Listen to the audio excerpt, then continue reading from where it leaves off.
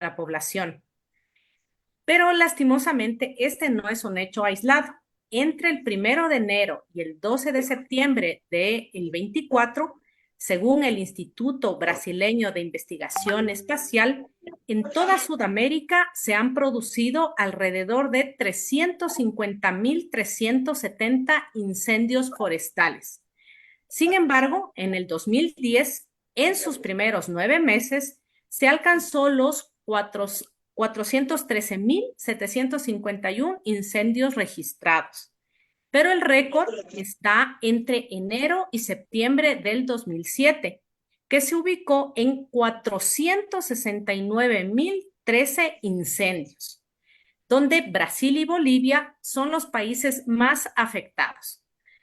En Ecuador, según el Servicio Nacional de Gestión de Riesgos y Emergencias, desde el 23 de agosto al 18 de septiembre se han registrado 1.337 incendios forestales, lo que representa 284 más que en el mismo periodo en el 2023. Solo en los últimos 27 días se han registrado 23.453,48 hectáreas afectadas por los incendios forestales en 21 provincias del país.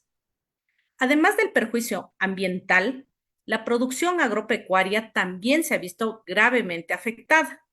Entre enero y el 23 de septiembre del 24, se registraron pérdidas significativas en la producción agrícola y ganadera.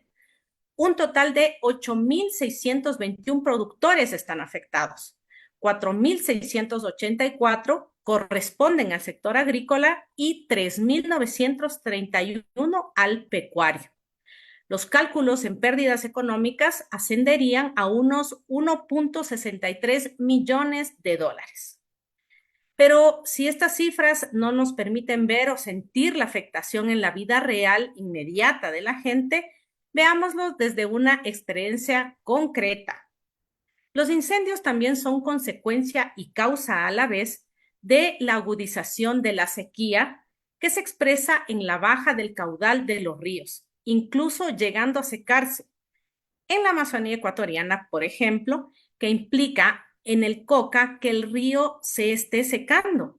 Implica que no pueden sacar pacientes desde Tiputini al Coca en lancha rápida, solo sale hasta las 6 p.m. No es posible dar atención inmediata en los casos, por ejemplo, de suicidio, de adolescentes, de embarazos de riesgo, de quemaduras, etcétera. Cosas que no se pueden resolver en atención de primer nivel. Implica también que para llegar a una reunión de promotores en Nueva Rocafuerte, que antes se hacía en 1 hora o menos en lancha, ahora toca caminar kilómetros por el borde del río hasta ver dónde se puede tomar una lancha. Pero esta realidad no parece importar a las autoridades ni a los medios de comunicación porque no hay muchos votantes, son pocos consumidores, pero son poblaciones que dependen del río para poder vivir. Así estamos ante un desastre de grandes dimensiones, pero ¿cómo entender esta tragedia generalizada? ¿Se puede atribuir exclusivamente a acciones individuales de desalmados pirómanos o hay causas estructurales o ambas? En el ámbito, en cambio, más cercano, ¿cómo enfrentan esta tragedia quienes son víctimas directas de las zonas incendiadas? Para responder a estas y otras inquietudes, hemos invitado a dos personas que trabajan de cerca estos temas, a quienes les agradecemos haber aceptado nuestra invitación. Conversaremos con Ricardo Buitrón, él es sociólogo, miembro de Acción Ecológica y parte del Cabildo Cívico de Quito. También nos acompaña Verónica Ninahualpa, representante del barrio Bolaños. Ella ha enfrentado la lucha de ese barrio quiteño por la defensa del derecho a la vivienda y a un ambiente sano ante el proyecto de la nueva ruta Guayasamín. Este barrio es uno de los más afectados en este último incendio que vivió la capital. Bienvenido y bienvenida. Quisiéramos conversar con Ricardo. Nos gustaría preguntarte cómo entender esta ola de incendios, no solo aquí en el Ecuador, Sí, y además ver las causas que generan estos incendios. Bienvenido, Ricardo. No se te escucha. Estás con él. Ya, perdón. Listo, ahí está. Buenas noches, un saludo cordial a Verónica también, o buenas tardes o buenos días, como bien decían en la intro. Eh, a ver, uno podría empezar diciendo que las cifras que mencionaste también a veces puede haber un subregistro. Otras fuentes hablan de 38.000 hectáreas ya quemadas en el país y más de 3.100 incendios. Hay un subregistro y también hay un subregistro de los datos de las sequías, solo a nivel nacional, no sé a nivel internacional. Pero para poner en contexto, digamos, las sequías son recurrentes en la historia de la región y en la historia del país también. Uno ve estadísticas desde 1950 en el Ecuador y si bien esta sequía es un poquito más fuerte que otras, no es la única que ha sido grave. O sea, nosotros tenemos sequías que van desde 1960, que han sido muy altas, periodos bajos, altos, pero para poner, ejemplificando el caso del Ecuador, uno podría decir que hay situaciones que agravan esto.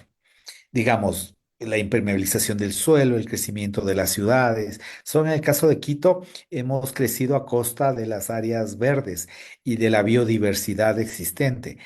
Yo me estaba fijando en unas imágenes de las áreas que no han sido más afectadas en las zonas de incendios y uno ve que las áreas que permanecen son las áreas que han sido trabajadas por la comunidad, que han sido revegetadas, que están sembradas con huertos, con árboles frutales, con árboles nativos, que mantienen mucha más humedad que las áreas que están con eucalipto.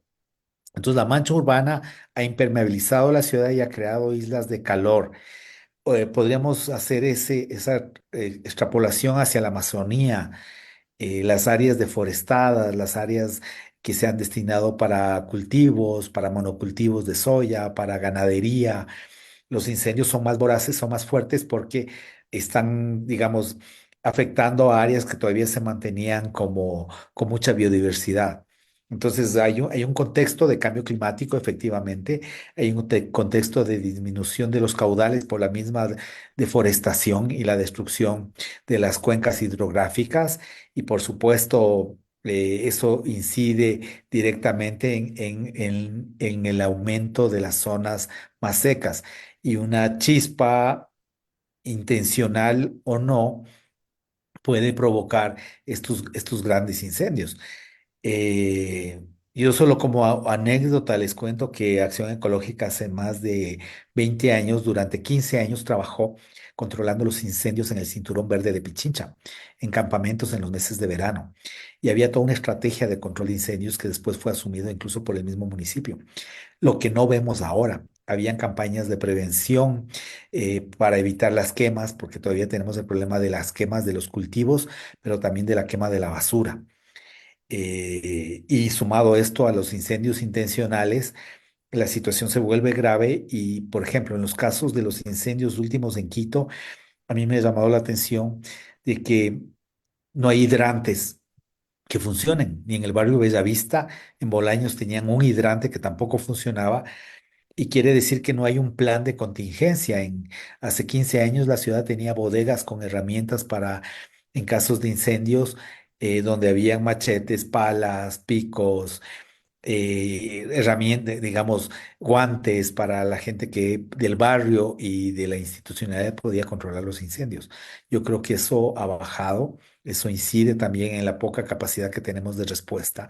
Si uno compara los helicópteros peruanos para el control de incendio con nuestros helicópteros y sus canastitas, uno ve que tampoco hay una inversión. Por ejemplo, el municipio de Quito sí tiene en bomberos una inversión alta, hay muchas motobombas, pero no hay tanqueros. Y si no funcionan los hidrantes, no hay una capacidad de gestión y de control. Em, Nosotros modificamos la institucionalidad para enfrentar los incendios. Antes existía una defensa civil que era la que se ponía a la cabeza, pero sobre todo eran operativos. Ahora creamos secretarías de riesgos que son más funcionarios, pero no son operativos. Tenemos el COE nacional, los COEs cantonales, pero tampoco son operativos, salvo por los municipios o por los bomberos o los cuerpos de seguridad. Yo veía en el barrio Bellavista que subían contingentes enormes de policías, pero sin herramienta, sin un machete, sin una pala. Tampoco subían todas las camionetas que tiene toda la institucionalidad pública, eran camionetas privadas con las que estábamos cargando agua en baldes, porque no funcionaban los hidrantes, se cargaban los baldes con manguera. Entonces hay una debilidad institucional, organizativa. Un dato que me impresionó fue saber que, por ejemplo, las estaciones meteorológicas que tenía el país no funcionan como funcionaban hace 15, 20 años. Fueron cerradas en el 2016, por ejemplo, las de Paute. Una investigadora decía que no tiene certezas de los datos porque ya no son públicos con los que se está trabajando el tema de control de las sequías y podríamos así entender la no lógica de los apagones. O sea, no sabemos con qué datos se están trabajando y si eso lo dicen las personas de la academia que hacen investigación, es preocupante, digamos, lo que sucede. Ujú. Y Ricardo, a nivel global, ¿cómo miras las causas? ¿Tiene algo que ver el tema del calentamiento global, las afectaciones al cambio climático? ¿Cómo miras esta oleada generalizada de incendios en Sudamérica, por ejemplo? Y sobre todo en la región, yo creo que incide el manejo que hemos tenido de todas las áreas. Por ejemplo, la cuenca amazónica, como nunca, tiene unos niveles de disminución del caudal del río Amazonas altísimo. Pero también hay un proceso de incendios gigantesco que no es de ahora, es de los últimos 20 años. Ujú, O sea, las quemas para aumentar la frontera ganadera, la frontera agrícola, los monocultivos, eso incide directamente en los caudales. Los nacimientos de las riberas, la deforestación, eso incide directamente en los caudales, pero también incide en el cambio climático. O sea, la producción de metano de las haciendas ganaderas, el crecimiento de las ciudades, el crecimiento exponencial del uso de hidrocarburos, eso no ha disminuido, más bien ha aumentado. El crecimiento exponencial de la extracción de minerales que requiere una gran cantidad de agua y de energía. Solo en el caso eso es a nivel regional. Entonces, esta destrucción de los ecosistemas, del ecosistema amazónico, no nos olvidemos que muchas de las lluvias, digamos que nacen en la Amazonía, con los vientos, chocan la cordillera de los Andes y tendrían que también provocar las lluvias en las estribaciones de la cordillera. Entonces, esta destrucción global y este crecimiento exponencial del uso de combustibles fósiles, de las actividades mineras, por supuesto que incide en el cambio climático, en la disminución de caudales, en la destrucción de los ecosistemas, de los bosques amazónicos, de los bosques húmedos, en el caso del Ecuador, las actividades mineras que demandan energía también.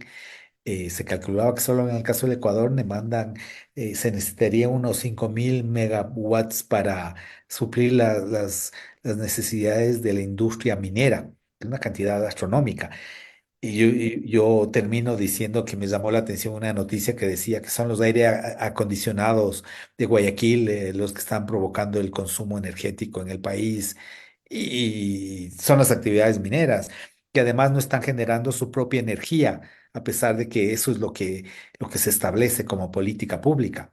Más bien están siendo subsidiadas, para poner un dato así, de enorme preocupación. Gracias, Ricardo. Y bueno, para ejemplificar un poco las consecuencias de esto, compañera Verónica, quisiéramos primero expresarle desde todos los que conformamos la revista Ñaupa nuestra solidaridad a usted y por su intermedio a todos los vecinos del barrio Bolaños. Em, para poder ubicar adecuadamente la dimensión de esta tragedia vivida del barrio, nos gustaría que usted haga un breve resumen sobre la lucha del barrio y también nos cuente cómo vivieron, por supuesto, esta tragedia del incendio que vivieron estos últimos días. Bienvenida, compañera. Muy buenas noches. Estoy muy agradecida con las personas que se han solidarizado con nosotros. Eh, Con respecto a lo que sucedió en el barrio Bolaños, fue algo terrible. El incendio, el incendio comienza en la parte, subiendo en la parte izquierda de la vía Simón Bolívar. Con los fuertes vientos, con los fuertes vientos la llama se hace una lengua de fuego y que en la parte sur del barrio la alcanza. Yo la vi, pero, o sea, fue susto, pero no creí que iba a alcanzar la magnitud como alcanzó el incendio que fue. Entonces alcanza el barrio Bolaños por la parte sureste, suroriente, y comienza a, a incendiar las 4 casas de la parte baja del barrio. Y entonces la gente comenzó a activarse, encendimos las alarmas, comenzamos a activarse y lo único que yo supe con un vecino me dice, Verónica, por favor, ayuda a avisar a los vecinos que saquen los tanques de gas, que no tengan los tanques de gas en su casa. Entonces los vecinos, o sea, comenzaron a sacar los tanques de gas de la parte suroriente y yo subí hacia la parte norte, donde está el túnel, a avisar a los demás moradores que por favor saquen los tanques de gas. Cuando yo me subo al tanque, a la parte norte del barrio, me encuentro con otra ráfaga de fuego al lado izquierdo del túnel. Entonces, yo pensé que el incendio era solamente por la parte suroriente, cuando yo alcanzo a ver, estábamos rodeados del fuego por la parte del túnel, por la parte noreste. Mientras nos alcanzaba todas las ráfagas de fuego por toda el norte, estábamos rodeados de fuego. Estábamos enteramente rodeados de fuego. Cuando yo regreso, vengo gritando, avisando a los vecinos, saquen los tanques de gas, comienzo a gritar. Me regreso y alcanzo a ver rodeado totalmente el barrio de llamas.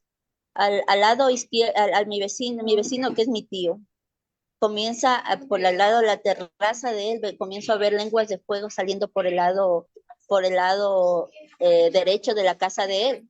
Estaba el fuego ya encima de nosotros. Pero le veo a mi prima que ella comienza a luchar con una rama a apaciguar el fuego. Mientras unos vecinos venían corriendo por ahí, comenzaron a apaciguar con ramas, con tierra, con todo lo que teníamos. La gente es maravillosa. Es increíble porque de la parte sur del barrio hay una zanja que se hizo para drenar las aguas del cerro. La gente antigua es muy sabia, muy sabia. Entonces ellos hicieron una zanja aproximadamente de 1,50 m por 2 metros más o menos para que drenen las aguas de lluvia y todo lo demás. Pero esa zanja fue prácticamente la salvación de muchas familias del barrio Bolaños, porque fue como que se detuvo ahí el fuego en esa parte y dio tiempo a que la gente, porque para variar, se secó el agua, no había agua. Entonces comenzaron a apaciguar pisando, porque las esquirlas del fuego comenzaron a caer sobre el barrio. Entonces había que apaciguar esas esquirlas que caían. Pero llegó un momento que se veía como incontrolable. Entonces, ¿qué? Teníamos que sacar a la gente del barrio. Hay muchos ancianos que no querían salir, se rehusaban a salir del barrio. Cuando ya salen, les logramos salir, no querían subirse a los vehículos donde estábamos, pero el fuego ya nos estaba rodeando. Entonces, lo que les sirvió a mis padres, que son ancianos, es las cosas materiales se recuperan. Entonces, accedimos a salir hacia el peaje, pero para esa vez ya estaba el fuego que pasó a la parte del Parque Metropolitano, o sea, para hacer una referencia. Entonces ya estaba incendiándose la parte de al frente. Esa era la parte que por eso le digo que nosotros estaba el viento estaba el tronar de los árboles. Yo pienso que ese sonido de los árboles consumiéndose, rompiéndose, Es horrible, horrible.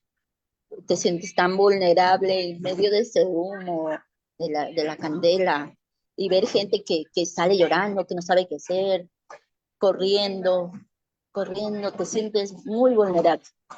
Avanzamos hacia el peaje, la llamada del teléfono que ya no entraban porque obviamente se había quemado los cables de la fibra óptica, ya no ingresaban eh, las llamadas. Bajamos hacia el peaje como un refugio distanciándonos, pero sería a la hora comenzó de nuevo a quemarse la parte de la montaña de la parte derecha, que es sobre el peaje. Habían algunos vehículos, entre ellos el carro en el que habíamos ido, pero como mi hijo y mi esposo subieron a ayudar a apagar las esquirlas del barrio, no teníamos cómo prender el carro y ya comenzó a ver el incendio en la casa de enfrente del peaje, que es la casa del señor Moya, y también en la parte del peaje al lado derecho. Entonces los vecinos comenzaron a ayudar a mover los vehículos bloqueados a fuerza, a pulso, para resbalarlos más abajo, para resbalarlos más abajo. Nos sentamos aproximadamente hasta las 8 de la noche abajo, porque en la parte de encima del peaje es una parte seca, es roca, pero los vecinos también sabían que hay una parte, me dicen que hay el asfalto, entonces también teníamos miedo que pueda caer el, la candela en el asfalto y pueda ocasionar más. Salía el humo, llegó a las 8 de la noche, necesitábamos saber de la gente que había quedado en el barrio, ayudar a apagar las esquilas y estaba ayudando. Nos fuimos entre eso de las 8 de la noche, comenzaron a rodar, vimos de la catástrofe, piedras calientes cayendo, árboles caídos, el olor a humo, seguía, se escuchaba de nuevo el sonido de los árboles rompiéndose, se escuchaba a los animales llorando en el barrio, que ahora sabemos que un puerquito lo consumió el humo vivo, y él era el que lloraba por abajo, se reventó a fuerza del fuego.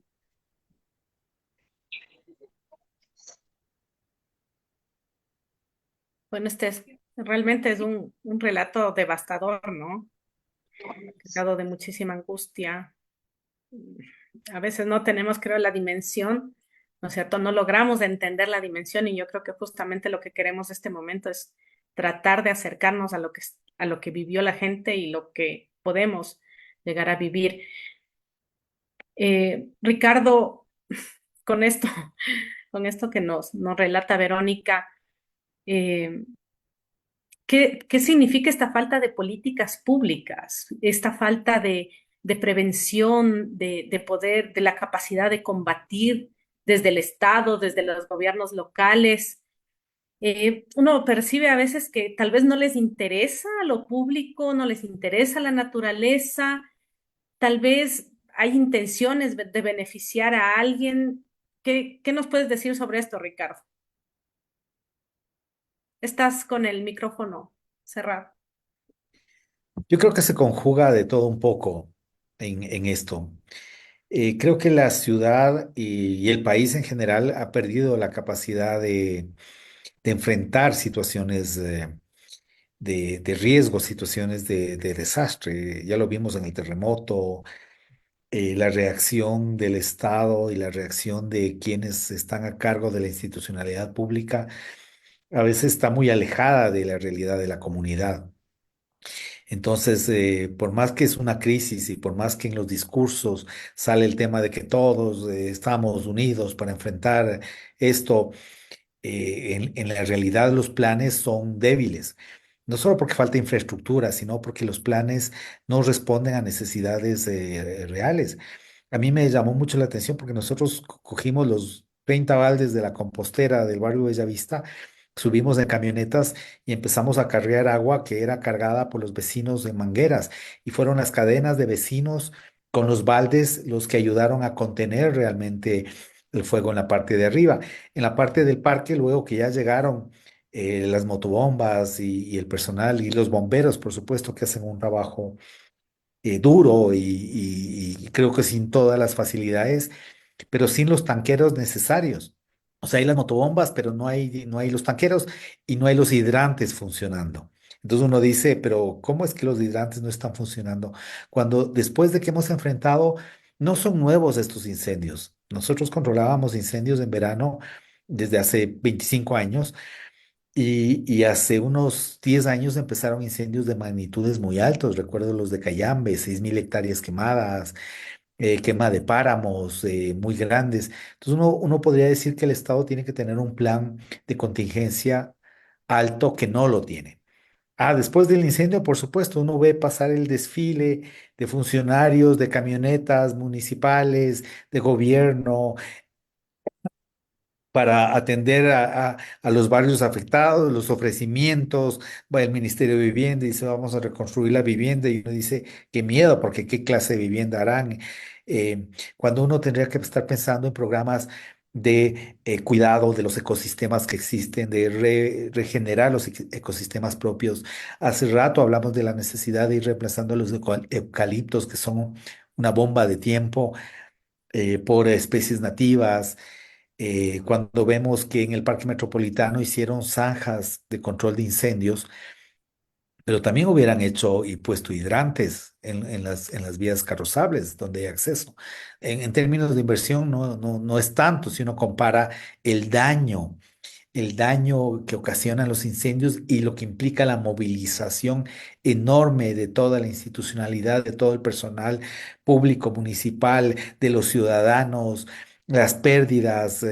Por suerte, digamos, hay heridos y todo eso, pero las pérdidas materiales y la afectación psicológica para la población, lo que cuenta Verónica es fuerte. Yo al otro día que logramos entrar, estaban con la manguera echando agua para mantener la humedad en las partes bajas, en la casa de los papás de Verónica.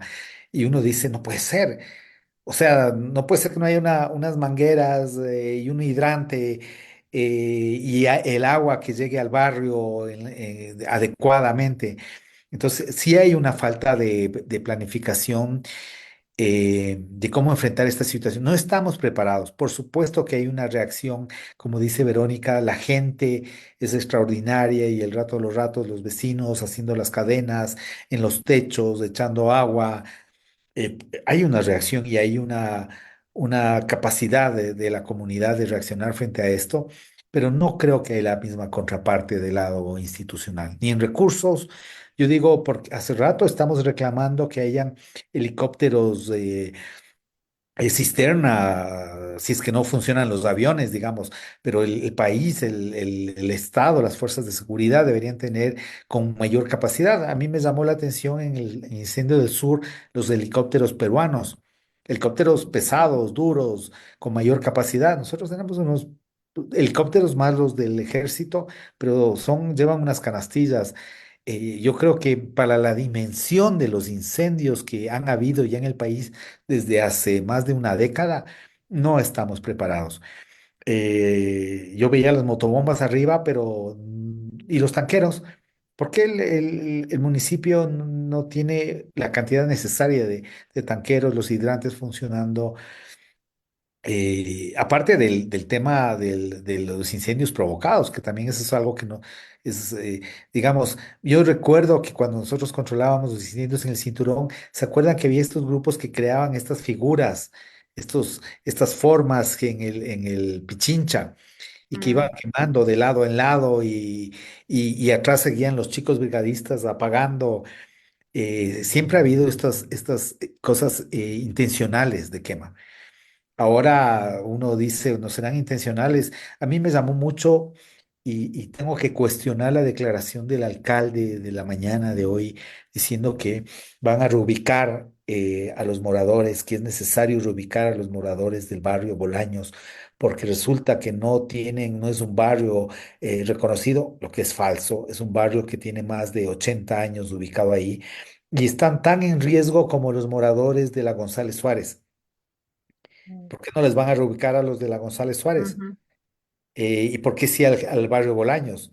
y a los moradores de Bellavista, que también están en riesgo. No, no es por ahí. A mí no, me preocupa porque en una situación de crisis y de tragedia no puede hablar de que es necesario reubicar a los habitantes de un barrio que ya se resistieron cuando hubo el proyecto de la solución vial Guayasamín a salir, porque ellos están antes de que se construya la vía interoceánica, la vía Guayasamín, antes de que se construyan los túneles. O sea, la historia de Verónica, eso lo puede contar mejor, pero, Ujú, pero no, no puede ser ese discurso municipal. claro, Cuestionable, además es ruin. ujú, O sea, van a aprovechar esta situación para reubicar al barrio Bolaños, pues claro. no, no, no es Y con posible.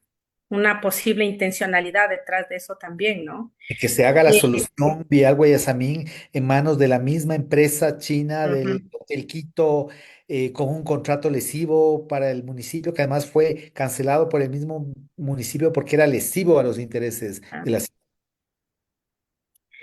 Claro, compañera Verónica, está con el micrófono apagado. Reitero el agradecimiento por el esfuerzo que usted está haciendo para podernos contar esta trágica experiencia que han vivido. ¿Quería contarnos algo más? Yo Ahí quería puede. acotar algo, o sea, me parece, me parece, o sea, a más lo que estamos pasando. Es como un daño más decir que el barrio Bolaños es un barrio invivible. Eh, eh, no puede saber una persona que no ha vivido en el barrio Bolaños decir que es un barrio invivible. Eh, Le pueden contar las personas que han trabajado con nosotros como Acción Ecológica y personas que han venido a compartir con nosotros cómo se vive en el barrio Bolaños. Se vive sembrando, se vive en paz, no tenemos delincuencia, no tenemos drogadictos, no tenemos borrachos, bueno, ahora hay porque se hicieron una cancha, obviamente, obviamente como yo hacía un análisis ahora, nosotros tenemos una casa comunal de hace muchos años en donde funcionaba una escuela, la cerraron, nunca más la dejaron funcionar. Teníamos transporte público con todos los buses interparroquiales que bajaban hacia el oriente de Quito y también como no volvieron a reintegrar el transporte público. Es como que te reprimen el crecimiento del barrio. Entonces, y ahora dicen que el incendio el barrio está en riesgo porque sucedió. Entonces tendrían que desalojar la González Suárez, Guápulo, Bellavista, que también fueron por los incendios. O sea, el barrio Bolaños tiene que salir porque se incendió, porque hubo un incendio, no sé cómo sería, si sería provocado o sería la naturaleza o los vientos fuertes que se, no sé, pero alcanzar el término o el desalojo porque hubo un incendio, o porque el barrio es invivible o porque, o sea, no me parecen términos adecuados para mencionar al bar. Como yo le comentaba a alguna persona aquí, nosotros somos personas humildes sí, pero que amamos todavía nuestra tierra y tenemos nuestros propios recursos. Y también me da un poco de duda y coordino con ustedes es que las partes que somos sustentables es como que quieren eliminar, o sea, no más, no, aquí pueden generar sus propios recursos, su propio alimento, y lo demostramos en la pandemia. Si un vecino sembró alberja, pues distribuyó la alberja a los vecinos. Si un vecino tenía tomates, los tomates se distribuían con los vecinos. Si un vecino tenía un chanchito y lo avisaba a los vecinos y lo distribuía. Entonces, Compañera me Verónica, parece, además ustedes vienen de un proceso de lucha. ¿Nos puede contar tal vez un poquito de todo lo que ustedes han vivido? nosotros tenemos el problema a partir de la construcción del túnel Guayasamín. Eh, Ahí comenzó, ya nos quitaron el transporte público, y después viene el proceso que quieren desalojar el barrio con la administración del alcalde Rodas. Entonces, nosotros hicimos un pie de lucha. ¿Por qué? Porque, o sea, no pueden decir que es un barrio fantasma. Nos han catalogado, nos han puesto un montón de nombres que somos un barrio fantasma, que somos invasores, que parecemos una favela, que visualmente se nos ve mal ante la gente porque es un barrio humilde, o sea, infinidad de cosas. Entonces se hizo una lucha, ¿por qué? Porque nosotros somos dueños de nuestro territorio. O sea, no es que venimos a invadir, sino viene un proceso de generaciones que cultivaban su tierra, que abastecían de alimento a Guápulo, era el camino de aquí para irse al oriente. Entonces no pueden decir que el barrio es un aparecido, que el barrio le han frenado el desarrollo. Yo ahora digo, la escuela, ¿por qué no continuó? ¿Por qué dejaron morir a la escuelita de Bolaños? ¿Por qué quitaron el transporte público de raíz? Y así muchas cosas que han pasado. Entonces nosotros vamos a seguir en la lucha. Si no tuviera las necesidades que tiene la gente de mi barrio, les juro que ni siquiera aceptaría las donaciones. Pero es una necesidad y la gente necesita comer, necesita beber agua, necesita medicinas, necesita atención psicológica, necesita. Entonces tenemos que caminar acá. Va a continuar.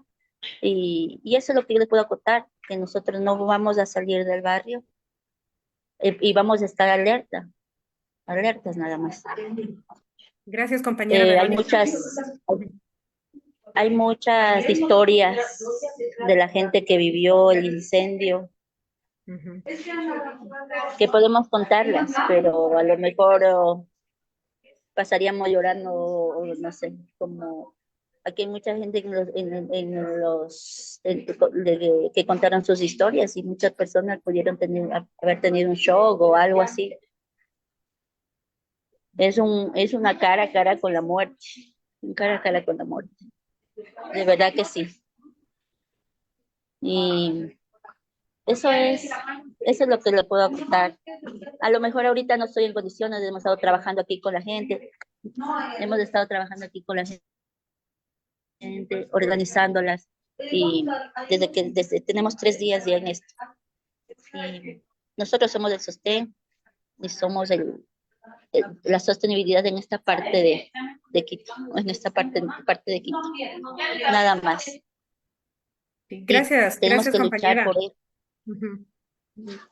Sí, gracias más bien por poder mostrar una parte. Realmente creo que es una parte de lo que están viviendo y lo que queremos es justamente poder, digamos, hacer un llamado a la gente, a las autoridades, pero ¿desde dónde? O sea, Ricardo, eh, ¿qué debería ser, cuál debería ser el actuar del Estado? ¿Cómo generar qué tipo de políticas públicas? ¿Qué se debería hacer como institucionalidad, digamos, preocupada por lo que vive, digamos, viven muchos de los barrios de Quito y del país? O sea, ¿qué planteamientos se deberían hacer?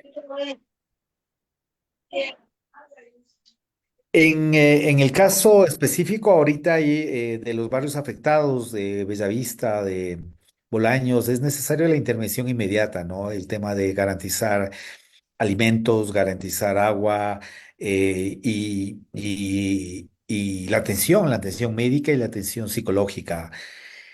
Por suerte hay mucha solidaridad y hay mucha gente que se ha preocupado. Este fin de semana van a ir gente de la Universidad Andina Simón Bolívar para atención médica y psicológica. em, y así, la gente es muy solidaria y ojalá pueda seguir. Pero hay un tema de mediano y de largo plazo. Hay que iniciar un proceso de reconstitución, de reconstrucción de lo dañado, de lo verde, de las casas quemadas, del tejido social. eh, entonces, eso implica una intervención del Estado que debería ser permanente, no coyuntural, porque ahora yo no había visto nunca tanto funcionario público en el barrio Bolaños como en estos días, pero eso tendría que ser una intervención a mediano, a largo plazo, rehabilitar el camino que era paralelo al túnel Guayasamín, que se cayó con unas lluvias. Y no tienen otro acceso, por eso uno siempre ve a la gente jalando dedo, porque hay los ofrecimientos de transporte que no se cumplen. A nivel general, yo sí creo que hay que hacer una planificación para que la gente esté preparado no solo para iniciar la reconstitución de lo verde, que implica incluso una protección del barrio y de los barrios y del cinturón de Quito con las especies nativas, con especies que puedan, que tengan mayor permeabilidad, mayor humedad. Eso es importantísimo. Pero lo otro es los procesos de organización. No se pueden controlar incendios, ni catástrofes, ni cosas de riesgo sin la población, Ujú. sin la organización de los barrios. O sea, el barrio Bolaños, como el barrio Bellavista, como el barrio Patán, todos los que colindan con estas áreas verdes deben tener sus bodegas con material, con palas, con picos, deben tener los hidrantes necesarios, las mangueras necesarias, deben tener la capacitación necesaria para poder enfrentar rápidamente una situación de riesgo. Y que ahí sí puede entrar la institucionalidad también con un plan efectivo de contingencia, porque también es que se demora.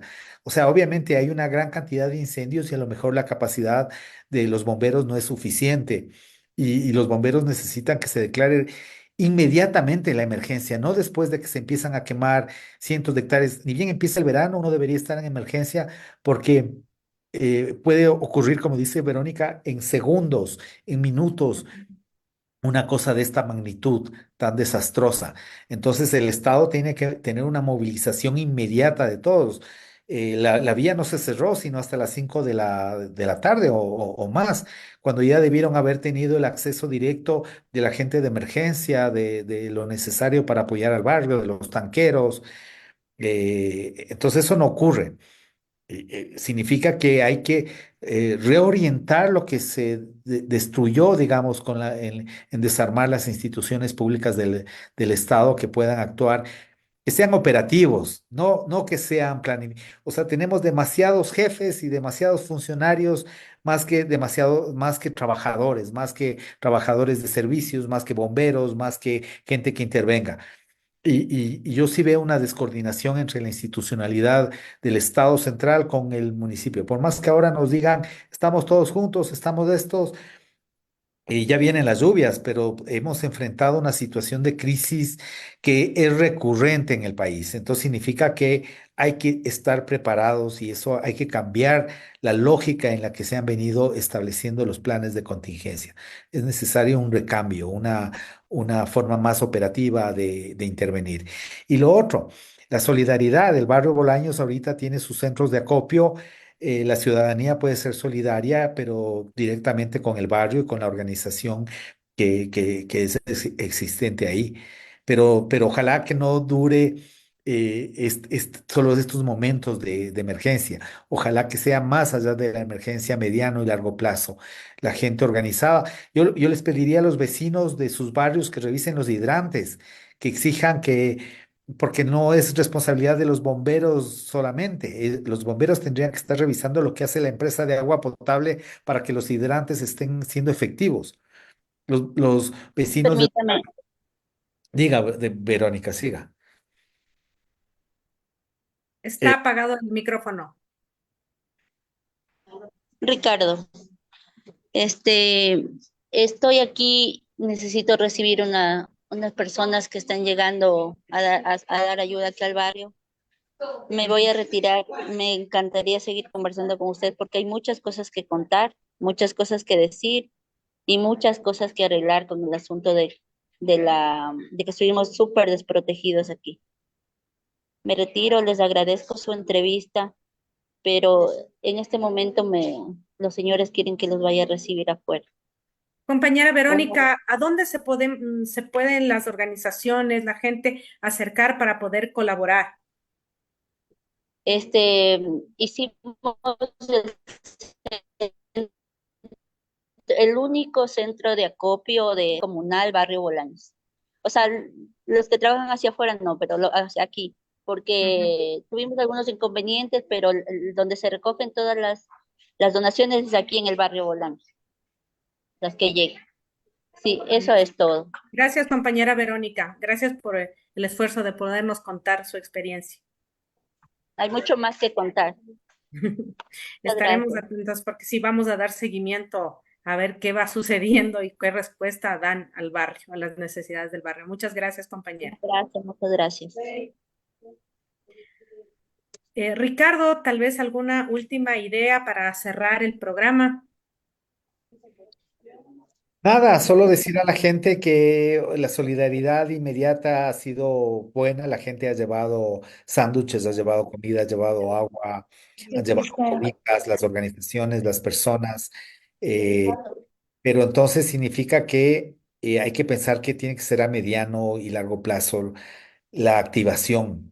Yo creo que en este caso es la ciudadanía la que tiene que poner empezar a poner los puntos sobre las íes a la política pública. O sea, son los barrios organizados que tienen que empezar a pensar, y bueno, ¿y qué pasa si nosotros estamos en una zona susceptible de incendios? Tenemos que organizarnos y tenemos que pensar cómo está la infraestructura, saber qué edificios tienen mangueras y tanques y cisternas, saber dónde vamos a copiar las palas, los picos, los guantes, las gafas, las mascarillas, saber cómo están los hidrantes en nuestro sector y si no hay, hay que exigir que se pongan los hidrantes, pero que estén funcionando, hay que hacer demostraciones con los bomberos para ver si efectivamente funcionan y saber cómo actuar. Yo creo que los barrios tienen que empezar a exigir que los planes les lleguen. Los incendios van a continuar. Los incendios, hemos visto nosotros que trabajábamos en eso, eso no ha parado nunca y cada vez son peores y más graves. Entonces, yo creo que le toca a la organización ciudadana estar atenta y estar exigiendo a la institucionalidad pública los planes conjuntos, las medidas de intervención, las medidas de comunicación, las alarmas necesarias, la vigilancia necesaria para poder enfrentar esto. Bueno, con estas últimas sugerencias, te agradecemos, Ricardo, por participar en este programa. Nuevamente reiteramos el agradecimiento a la compañera Verónica y los criterios y perspectivas que nos han compartido sin duda enriquecerán y profundizarán el debate sobre la problemática que atraviesan los territorios comunitarios, los barrios. En Revista Ñaupa, nuestro objetivo es incorporar estos nuevos aportes para fomentar un análisis crítico de la realidad por un fin de justicia social. Agradecemos a todas y todas quienes nos han acompañado en este espacio virtual y les recordamos que el programa se transmite en vivo por X Space, se retransmite en el Facebook Live de XYZ Radio, a quienes agradecemos también su colaboración. Este programa estará también en el canal de YouTube y en Spotify. No olviden seguirnos y visitar nuestra página web www.revistañaupa.org, así como nuestros canales de Instagram, TikTok y X. Pueden unirse a nuestro canal de difusión en Telegram, en @revistañaupa con N. Y finalmente les extendemos una cordial invitación a mantenerse atentos a nuestros próximos programas. Una buena noche. Buenas noches. Gracias.